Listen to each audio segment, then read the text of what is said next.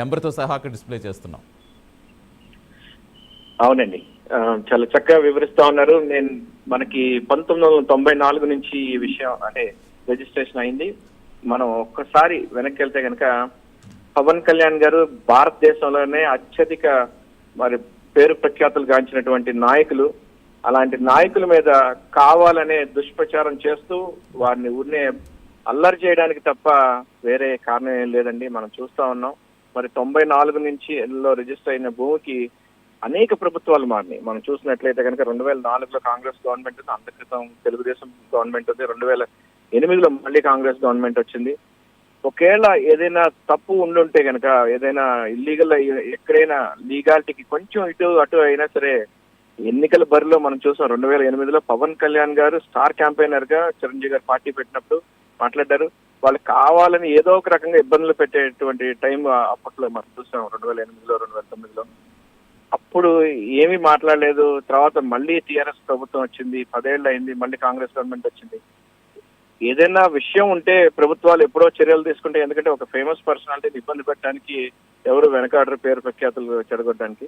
మనం చూస్తూనే ఉన్నాం. కావాలని చెప్పి ఇవాళ రోజున మరి మంచి పేరు ప్రఖ్యాతులు ఉన్నటువంటి పవన్ కళ్యాణ్ గారిని ఇబ్బంది పెట్టడానికి, అంటే పబ్లిక్ లో ఇబ్బంది పెట్టడం తప్ప ఏమీ లేదని చెప్పి మేము అభిప్రాయపడతా ఉన్నాం.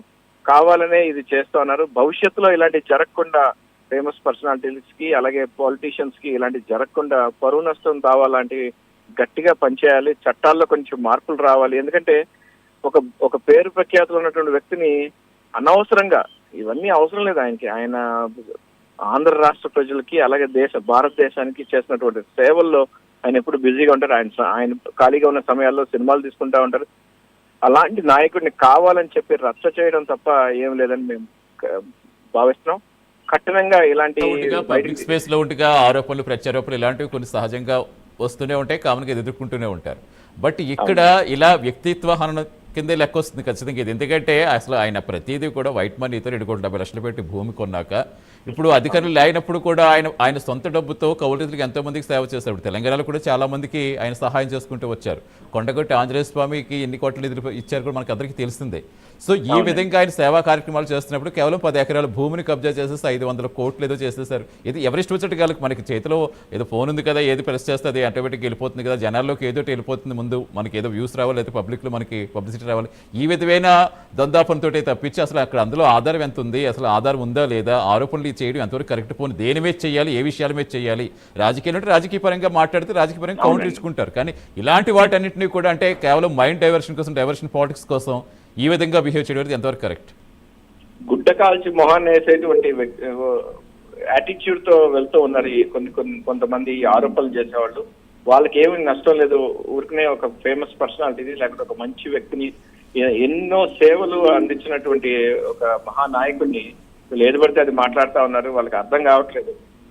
ఇలాంటి వ్యక్తి మన ఆంధ్ర రాష్ట్రానికి కానీ లేకపోతే తెలుగు రాష్ట్రాలకు కానీ భారతదేశంలో అందరూ గౌరవించుకునేటువంటి, గర్వపడేటువంటి వ్యక్తిత్వం ఉన్నటువంటి ఆయన రాజకీయాల్లోకి రాకృతం కూడా అనేక సేవలు అందించారు. అనేక కుటుంబాలను ఆదుకున్నారు, అనేక మనుషులను ఆదుకున్నారు, అనేక ప్రాంతాల్లో ఆదుకున్నారు. తెలుగు రాష్ట్రాల్లో తెలంగాణ ఆంధ్ర అనేది భేదం లేకుండా అన్ని చోట్ల ఆయన సేవలు అందించినటువంటి వ్యక్తి, మహోన్నతమైన వ్యక్తి పవన్ కళ్యాణ్ గారు. ఎలక్షన్స్ కి ముందు కూడా, ప్రభుత్వంలో లేనప్పుడు కూడా రైతులకు మరి ఎకరానికి అంటే ఒక్కొక్క రైతుకి ₹1,00,000 పైన ఇచ్చారు, భరోసాగా ఇచ్చారు అప్పట్లో. మరి సూసైడ్ చేసుకున్నటువంటి రైతులకి, అలాగే అనేక వర్గాల ప్రజలకి చక్కగా సేవలు అందించారు. అలాంటి ఆయన మీద, అలాంటి వ్యక్తి మీద ఇలాంటి నిందలు మోపడం, గుడ్డ కాల్చి మొహాన్ని వేయడం చాలా దారుణం, చాలా ఖండించాల్సినటువంటి విషయం ఇది. ఖచ్చితంగా ప్రజలందరూ చూస్తూనే ఉన్నారు. ఇలాంటి అంటే ఆరోపణలు చేసే వాళ్ళ మీద ఖచ్చితంగా మరి చర్యలు తీసుకుంటారని ఆశిస్తాం. డెఫినెట్ గా రామ్ గారు, ఇప్పుడు మనకి ఈ రోజు సభ గురించే మాట్లాడుకుంటే, అన్ని సభ్యుంగుంటేసరికి సభ స్టార్ట్ అవ్వాలి. సభ అనే కంటే కూడా ఒక ఆత్మీయ సమావేశం. సో దానికి కూడా వాళ్ళు అడ్డంకులు సృష్టించి అనుమతి నిరాకరించారు అంటే ఇంక ఏ విధంగా చూసుకోవచ్చు?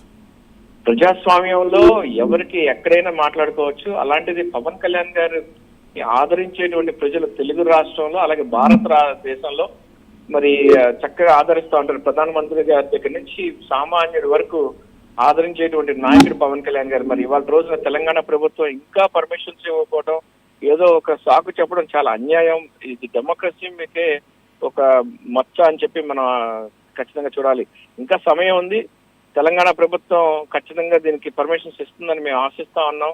పవన్ కళ్యాణ్ గారు వారి పార్టీ ప్రతినిధులతో సమావేశం అవడానికి కూడా వారి పర్మిషన్ ఏంటో నాకు అర్థం కాదు. వాళ్ళు పర్మిషన్స్ ఇవ్వలేదు అంటున్నారు. ఇది చాలా దారుణం. ఒక డెమోక్రాటిక్ కంట్రీలో, మరి అత్యున్నత అంటే అతి పెద్ద డెమోక్రాటిక్ కంట్రీ మన భారతదేశం, ఇలాంటి డెమోక్రాటిక్ కంట్రీలో ఇలా చేయడం చాలా అన్యాయం. ఇది వారికి అర్థం కావట్లేదు. రాష్ట్ర మరి పరిపాలకులు మీద రాబోయే రోజుల్లో మరింత ఇబ్బంది పడతారు వాళ్ళు. ఎందుకంటే మచ్చలేనటువంటి నాయకుడు పవన్ కళ్యాణ్ గారు. పవన్ కళ్యాణ్ గారు ఎప్పుడు ప్రజల శ్రేయస్సు కోరుకునే వ్యక్తే తప్ప ఏదో రాజకీయాల కోసం ఏది సభలు పెట్టే మనిషి కాదు, లేకపోతే ఎవరినైనా అనవసరంగా నోరు పారేసుకునేటువంటి వ్యక్తి కాదు.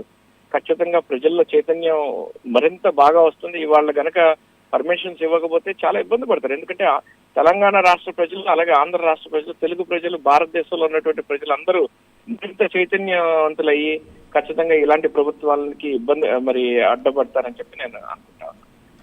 Right and thank you Ram గారు, థ్యాంక్స్ ఫర్ జాయినింగ్ అండి.